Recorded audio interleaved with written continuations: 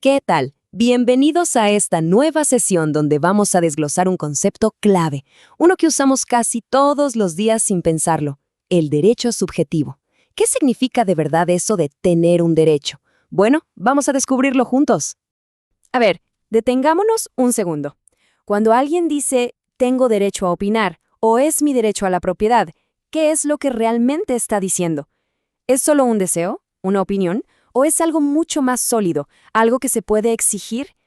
Esa pregunta, justo esa, es el punto de partida de todo nuestro análisis de hoy. Para entenderlo bien, lo primerísimo es diferenciar dos cosas. Por un lado, tenemos el derecho objetivo, así, con mayúscula. Imaginen que es el gran libro de reglas de la sociedad, o sea, todas las leyes y normas que nos organizan. Y por otro lado está el derecho subjetivo, con minúscula, que es el poder, la facultad que esas reglas nos dan a cada uno. Históricamente, el foco ha ido cambiando, de solo ver las reglas generales a entender el poder que tiene el individuo. Y esta distinción es fundamental para todo lo que sigue. Bien, aquí tenemos nuestro mapa para el recorrido de hoy. Primero, vamos a definir qué es exactamente un derecho subjetivo. Después, le haremos una especie de disección para ver sus componentes. Luego, vamos a clasificar los derechos en absolutos y relativos. Veremos un punto importantísimo, que tener un derecho no significa poder ilimitado. Y finalmente cerraremos viendo cómo un derecho puede, literalmente, dejar de existir. ¿Listos? Empecemos. Vamos a lo básico. Un derecho subjetivo es, en pocas palabras, un poder. Es esa esfera de libertad que la ley nos da para poder actuar o para exigir algo de otras personas. Por ejemplo, el derecho a la libertad de expresión nos da el poder de manifestar nuestras ideas. Claro, siempre con el respaldo y también, como veremos, con los límites que la propia ley establece. Ahora, para entender un derecho de verdad, hay que desarmarlo. Vamos a ponerlo bajo el microscopio. Resulta que todo derecho, no importa cuál sea, está compuesto por tres elementos básicos, tres piezas que siempre están ahí. El primer elemento es el titular, o sujeto. Es sencillamente la persona o la empresa, la entidad, a la que la ley le da ese poder. Es el dueño del derecho. Sin un titular, el derecho no tiene quien lo ejerza, queda como flotando en el aire.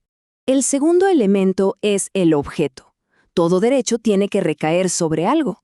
Puede ser algo material como un coche, una casa, o puede ser una conducta, como el que un médico preste un servicio, o un beneficio, como recibir el pago de una deuda. Es aquello sobre lo que el titular tiene el poder. Y por último, el contenido. Esto es como el manual de instrucciones del derecho.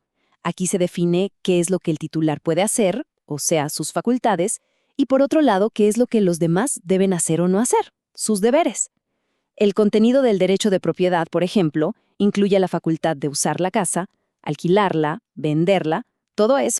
Miren, este ejemplo lo deja todo súper claro. Pensemos en un simple préstamo de dinero. ¿Quién es el titular? Pues el prestamista, claro, la persona que tiene el derecho a que le devuelvan su plata. ¿Cuál es el objeto? La cantidad de dinero que se prestó. Esa es la cosa sobre la que recae el derecho. ¿Y el contenido? Pues es el poder que tiene el prestamista para exigir que le paguen y, lógicamente, el deber que tiene el deudor de pagar. ¿Ven? Titular, objeto y contenido. Fácil. Muy bien, ahora que ya conocemos la anatomía de un derecho, vamos a ver que no todos son iguales. Hay una diferencia clave que tiene que ver con su alcance. La pregunta es, ¿contra quién podemos exigir que se cumpla nuestro derecho? Y aquí está la gran división. Por un lado, los derechos absolutos. Estos se pueden exigir erga omnes, una frase en latín que significa frente a todos. El derecho de propiedad es el ejemplo perfecto. Todas las personas, absolutamente todas, tienen el deber de respetar mi propiedad. En cambio, los derechos relativos solo se pueden exigir a una persona o a un grupo de personas muy específico. Si yo le presto dinero a Juan, solo le puedo exigir el pago a Juan. No puedo ir por la calle exigiéndole a cualquiera. El deber es concreto, no universal. Y ahora llegamos a un punto que es crucial. Importantísimo. Tener un derecho no es un cheque en blanco, no es un poder absoluto para hacer lo que nos dé la gana. El ejercicio de nuestros derechos tiene límites, tiene fronteras que el mismo sistema legal pone para que podamos convivir de forma justa. El primer gran límite es la buena fe. Como dice esta cita, la buena fe es un estándar de comportamiento, es actuar con lealtad, con honestidad. Significa que debemos usar nuestros derechos de una manera que sea correcta, que sea justa, sin querer engañar o perjudicar a otros. Es un principio que está, o debería estar, en todo el sistema legal. Y muy de la mano de la buena fe está la figura del abuso del derecho. Hay una sentencia muy famosa de 1944 que nos dio 3 claves para saber cuándo estamos frente a un abuso. Primero, una persona está usando un derecho que la ley le da. Segundo, al usarlo, le causa un daño a otra persona. Y tercero, y esto es el meollo del asunto, ese daño es inmoral o antisocial. ¿Por qué? Ya sea porque la intención es fastidiar o porque el uso del derecho es tan exagerado que va en contra de la razón por la que ese derecho existe. Y para que esto quede clarísimo, les tengo una historia que es fascinante. Imagínense la escena. Un tipo, para molestar a su vecino que guardaba dirigibles, construye en su propio terreno unas estructuras de madera altísimas, con unas púas de hierro gigantes en la punta. No servían para nada. Su única y maliciosa intención era que los dirigibles del vecino se rasgaran al despegar o aterrizar. Aunque técnicamente estaba construyendo en su propiedad, o sea, ejerciendo su derecho, un tribunal dijo, no señor, esto es un abuso. ¿Por qué? Porque lo hizo solo para dañar. Un ejemplo del libro. Bueno, así como los derechos nacen, se ejercen y tienen límites, también pueden morir, pueden extinguirse. En esta última parte de nuestro análisis vamos a ver qué cosas pueden causar que un derecho subjetivo simplemente desaparezca del mapa jurídico.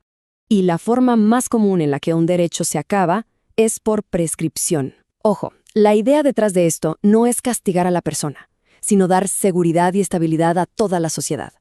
La ley no quiere que las deudas o los conflictos queden abiertos para siempre. Entonces, la regla es simple.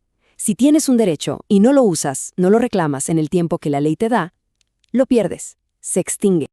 Y para que vean que esto no es teoría, miren este ejemplo súper práctico del Código Civil. Un trabajador al que no le pagaron su salario tiene un plazo de 2 años para demandar y reclamar ese dinero. Si se queda de brazos cruzados y deja pasar esos 2 años, su derecho a reclamar prescribe, se apaga, ya no puede exigirlo por la vía legal.